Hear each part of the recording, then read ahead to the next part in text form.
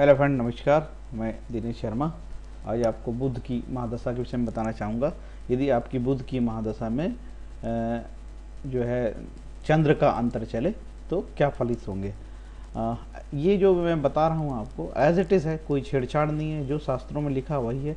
क्योंकि मैं कोई प्रोफेशनल एस्ट्रोलॉजर नहीं हूँ जिससे कि आपको कोई लालच और लोभ बताऊँ। तो मेरी बातें बहुत कड़वी है, तो कुछ ब्राह्मण पंडित जी गुरु जी को थोड़ी तकलीफ भी होती है, तो थोड़ा बहुत तीखा कमेंट वो मेरे वीडियो में लिखते हैं पीछे कि आप गलत बोल रहे हो करके। मैं गलत नहीं बोल रहा हूँ, मैं तो आम जनता के लिए वीडियो बना रहा हूँ। मेरे को आम जनता से मतलब है, गरीब लोगों से मतलब है, मुझे प्रोफेशनल लोगों से मतलब नहीं जो धंधेबाज हैं। ओके, बुध की आपकी महादशा चले तो इस प्रकार का होता है। बुध, फिर केतु चलेगा, शुक्र चलेगा, सूर्य चलेगा, चंद्र, मंगल, राहु, गुरु, शनि, इस तरीके से होगा। और बुध में चंद्र जब की अंतर्दशा होती है तो फिर उसकी प्रत्यंतर दशा ऐसी होती है, चंद्र, मंगल, राहु, गुरु, शनि, बुध, केतु, शुक्र, ऐसा। कुल मिला के 1 वर्ष 5 माह जो है आपका बुध में चंद्र का चलेगा, बुध में चंद्र का अंतर चलेगा। बुध की महादशा टोटल ऐसी 17 वर्ष की होती है। तो यदि आपका बुध खराब है तो कोई ज़रूरी नहीं कि आपको 17 वर्ष कोई कष्ट होंगे। और यदि चंद्रमा भी आपका बहुत खराब है या बहुत अच्छा है तो ये बात नहीं कहा सकता कि बहुत अच्छे रिजल्ट देगा या पूरी अंतर्दशा में अच्छे रिजल्ट देगा या पूरी अंतर्दशा में खराब रिजल्ट देगा। क्योंकि इसके आदमी बुध में जब चंद्र का अंतर चल रहा है उसमें प्रत्यंतर और सूक्ष्म दशा, प्राण दशा और भी दशाएं अंदर चलती है। तो निश्चित रूप से ग्रह कोई एक से रिजल्ट कभी नहीं देते हैं। आपका जो महादशा है वो जन्म का जो नक्षत्र है उसी के आधार पर आपकी कालचक्र की गणना की जाती है और विंशोत्तरी दशा उसी आधार पर बनती है। 9 ग्रहों की ये दशाएं महादशा के रूप में जानी जाती है। जब आपकी दशाएं आरंभ होती है तो थोड़ा बहुत कष्ट होता है, उसमें आपको सावधान रहना चाहिए, डरने की कोई ज़रूरत नहीं है।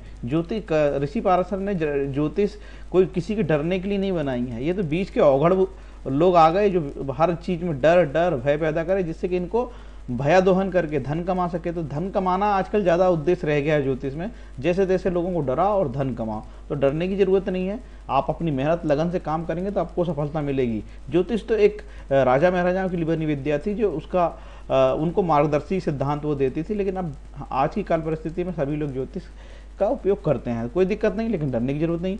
ग्रह अपनी दशा, महादशा, अंतर्दशा, प्रत्यंतर दशा, प्राण दशा, सूक्ष्म दशा में फल देते हैं। कौन सा ग्रह का फल देगा सब उसके निर्धारित सिद्धांत होते हैं, उन सिद्धांतों का पालन ज्योतिषी करते हैं। बुध यदि अच्छी स्थिति में होगा तो अच्छे रिजल्ट देगा, यदि बुध बुरे भाव में होगा तो बुरे फल देगा। उसी तरीके से चंद्रमा अच्छी स्थिति में होगा तो अच्छे रिजल्ट देगा, बुरे भाव में होगा तो बुरे फल देगा। एक साधारण सा सिद्धांत है जो सभी दशाओं में ये पालन होता है। अब यहाँ बुध के कारकत्व में आने, बुध के कारकत्व जरूर जानना चाहिए कि यदि बुध की दशा चल रही है, महादशा चल रही है और चंद्र का अंतर चल रहा है तो निश्चित रूप से रिजल्ट आएंगे, बुध के भी रिजल्ट आएंगे और चंद्रमा के भी रिजल्ट आएंगे। तो बुध का कारकत्व आपको पता होना चाहिए। तो मैंने बुध की महादशा में एक वीडियो बनाया, उसमें बुध के कारकत्व आप देख सकते हैं। यहाँ आप चंद्रमा के कारकत्व जरूर देख लीजिए, ठीक है। चंद्रमा जो ऐसा ग्रह है, यदि किसी जातक की या महिला या पुरुष की बुध में चंद्र की दशा चल रही है और हेल्थ की कोई प्रॉब्लम आ रही है तो इस प्रकार के कोई सिम्टम्स हो सकते हैं। इसकी मुख्य प्रकृति कफ है, परंतु इसमें कुछ तत्व वात के भी होते हैं। इसका बलाबल किसी व्यक्ति के मन की स्थिरता को, पुष्टता को प्रतिबिंबित करता है। मन के प्रतिनिधित्व के अतिरिक्त इसका अधिकार क्षेत्र शरीर में बहने वाले द्रव रक्त, बाईं आंख या मानसिक रोग भी देता है, मानसिक समस्याएं भी देता है। मानसिक विचलन, भावनात्मक अशांति, घबराना, अतिनिद्रा आदि का कारण बुध होता है। तो मेरा निवेदन आपसे ये है कि यदि बुध में चंद्र चल रहा है, आपको कोई नेगेटिव प्रॉब्लम हेल्थ की हो रही है तो आप सबसे पहले डॉक्टर के पास जाएं। यदि आप ज्योतिष के चक्कर में रहेंगे, लाल किताब, नगनगीना के किताब में चक्कर में रहेंगे तो आपको नुकसान हो सकता है, आपकी जान भी जा सकती है। इसीलिए यदि आपको कोई प्रॉब्लम है हेल्थ की तो सबसे पहले डॉक्टर को दिखाना चाहिए। और भी बुध के कारकत्व है, जैसे चंद्र जो है गुप्त रहस्य का कारण होता है, ठीक है, या उदर में प्राणघातक रोग, हृदय, नारी, अम्लता, मस्तिष्क, मुंह, सौंदर्य, बुद्धि, आलस्य, मानसिक प्रकृति, लाभकारी अलाभकारी प्रकृति, छोटा कद, योग्यताएं, हंसी मजाक, आनंद, यश, पद प्राप्ति, फूल, सुगंध, चांदी, कुआ, मोती, कमरबंद, कांसा, ऐसे बहुत सारी चीज़ों का बुध कारक होता है, ठीक है। अब आपकी जो दशा चल रही है, बुध आपकी जो बुध की महादशा में चंद्र चल रहा है उसका थ्योरी नंबर 1, बुध की दशा में यदि चंद्रमा का अंतर हो, यदि चंद्रमा लग्न से केंद्र त्रिकोण में हो, इसका मतलब यदि आपका चंद्रमा केंद्र और त्रिकोण में हो, अच्छी प्लेसमेंट में हो तो अच्छा रिजल्ट देगा। ये देखिए मैंने बुध को आपकी ये मिथुन राशि में मैंने आपको उदाहरण से बताया हूँ। यदि किसी जातक की मिथुन राशि है तो उसको अच्छे समझ में आएगा। लेकिन ये जो थ्योरी है सभी लग्नों में, मेष से लेके मीन लग्न की कुंडली में लग्नों की कुंडली में ये थ्योरी अप्लाई होती है। ठीक है, जैसे चंद्र, ये चारों स्थान चंद्र कहलाते हैं, केंद्र स्थान कहलाते हैं। केंद्र स्थान पे बैठा हुआ तो शुभ है। यदि वो अपनी स्वराशि में बैठा हुआ, देखिए धन स्थान में होकर स्वराशि में मिथुन लग्न की कुंडली में, तो भी शुभ है। और यदि 12वें स्थान पे यहाँ पे देखिए चंद्रमा उच्च का हो जाता है, लेकिन यहाँ भले ही चंद्रमा उच्च का हो जाए, लेकिन चूंकि 12वें स्थान पे बैठा है तो थोड़े अच्छे बुरे दोनों प्रकार के रिजल्ट देगा। कि कोई भी ग्रह यदि बुरे स्थान पे बैठ जाता है तो उस स्थान का निश्चित रूप से उसके प्रभाव पड़ता है, और ये त्रिकोण स्थान कहलाता है। ये 5वां स्थान और 9वां स्थान त्रिकोण स्थान। ऐसा यदि चंद्रमा होगा तो आपको अच्छे रिजल्ट देगा। क्या क्या देगा? जैसे नवीन भवन, मिष्ठान भोजन, गाना बजाना, शास्त्र का अध्ययन, दक्षिण दिशा की यात्रा, दीपांतर से वस्त्र आदि का लाभ, मोती आदि रत्नों का भी लाभ होगा।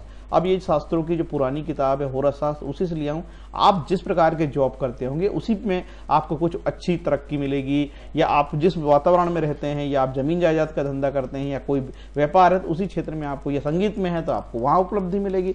इस तरीके से ये दूसरा पहला सिद्धांत यहाँ पे खत्म हुआ। अब दूसरे सिद्धांत की बात करते हैं। सिद्धांत नंबर दूसरा ऐसा है, चंद्रमा यदि स्वनीच या शत्रु राशि में हो तो शरीर को कष्ट होता है।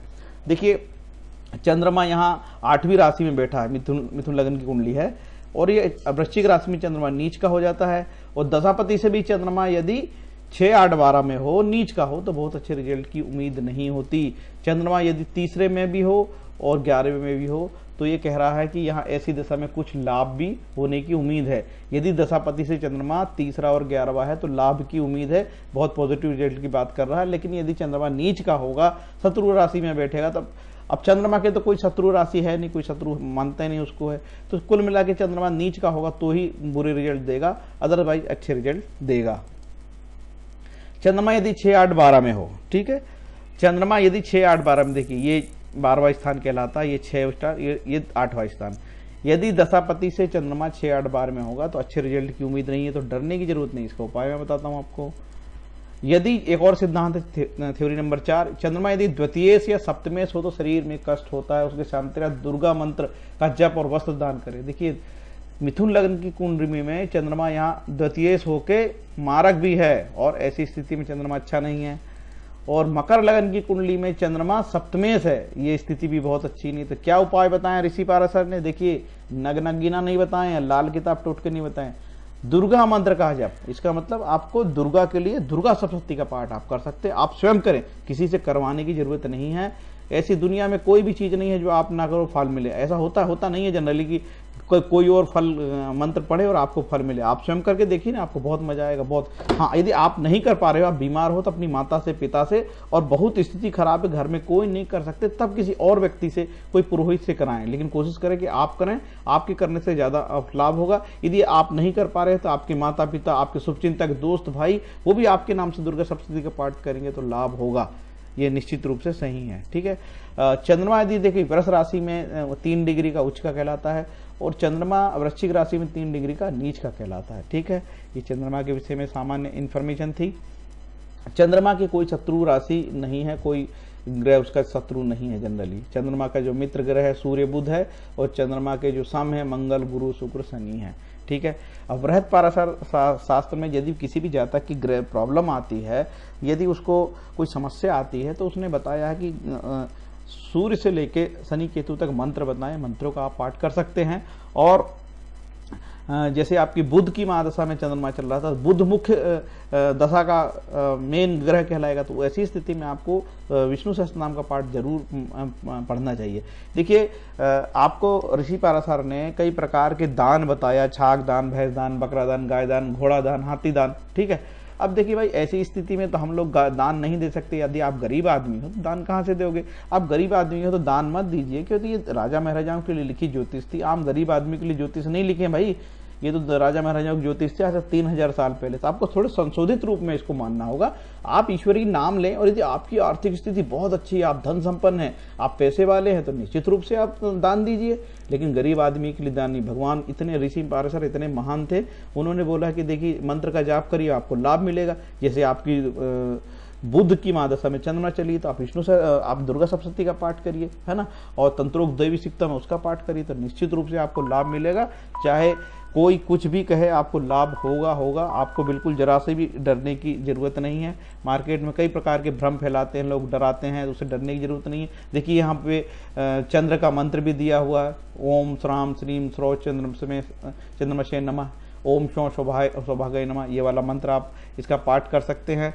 इसके बाद और एक विशेष बात आपको बता दूं, नवग्रह स्त्रोत बड़ा कारगर होता है। इस नवग्रह स्त्रोत से पूरे नौ ग्रहों की शांति होती है। गर्भवती माता, किशोरी बालिकाएं, कोई व्रत न रहें, उनको जो है नवग्रह स्त्रोत का पाठ कर लेना चाहिए, या दुर्गा सप्तशती का एकाध पाठ कर लेना चाहिए। दुर्गा सप्तशती बहुत लंबी है, 13 अध्याय होते हैं, एक अध्याय पढ़ ले, आधा अध्याय पढ़ ले, डरने की जरूरत नहीं है। प्रतियोगिता वाले छात्रों को ज्योतिष के चक्कर में कभी नहीं रहना चाहिए, अपने सिलेबस पढ़ें, पाठ्यक्रम करें और पास हों। कई जातक ऐसे रहते हैं कि बहुत परेशान रहते हैं और ढेर सारी पूजा एक साथ करते हैं। आपको मुझसे मेरा निवेदन है, यदि आप लगातार कोई एक अच्छा पाठ आठ करते हैं, कोई शास्त्र पढ़ते हैं, तो उसको आपको डरने की जरूरत नहीं है। आपको जो व्यक्ति धार्मिक है और अच्छे पूजा पाठ करता रहता है, कोई स्त्रोत राम रक्षा स्त्रोत पढ़ता है, सुंदरकांड चालीसा पढ़ता है, भागवत पाठ करता है, गीता पाठ करता है, उसको क्या डरना? उसके लिए तो कोई भी शनि ग्रह उसके लिए कभी कुछ नहीं कर सकते। विष्णु सहस्त्रनाम, शिव सहस्त्रनाम, महामृत्युंजय जप जो है ये बड़ी महान चीज है, जो ऋषि पाराशर ने भी सजेस्ट किया है। तो आपको बिना डर के बढ़िया से पूजा पाठ करें और खुश रहें। लेकिन स्पेशली बता दे रहा हूं, बुध में यदि आपका चंद्र चल रहा है तो आपको प्रॉब्लम आ रही है, दुर्गा सप्तशती का पाठ अवश्य करें। और विष्णु सहस्त्रनाम पूरी महादशा में 17 वर्ष जिसकी चलती है उसको विष्णु सहस्त्रनाम का पाठ अवश्य करना चाहिए, उसको 100% लाभ मिलेंगे। फ्रेंड्स, मेरा ये वीडियो आपको अच्छा लगा हो सब्सक्राइब करें। सब्सक्राइब करने के बाद ये घंटी जैसी दिखेगी, उसमें नोटिफिकेशन पर क्लिक करें तो मेरे नए वीडियो आपको निःशुल्क पता लग जाएंगे। और सब्सक्राइब करने में आपको कोई पैसे नहीं लगता, इसलिए निःशुल्क है, जरूर करें। आप यदि और अच्छे कमेंट लिखेंगे तो निश्चित रूप से अच्छी प्रेरणा से और अच्छे वीडियो बना सकूंगा, जिसमें कि आम जनता को इसके साथ लूटपाट ना हो और गरीब लोगों को थोड़ा बहुत फायदा हो। मार्केट में ज्योतिष के नाम पे बहुत बड़ा करोड़ों का व्यापार चल रहा है और आम गरीबों से दान करवाया जा रहा है। गरीब आदमी कहाँ से दान करेगा बेचारे? गरीब आदमी तो ईश्वरी पाठ, ईश्वर का मनन करे और कोई भी नगनगीना के चक्कर में ना रहे। Thank you.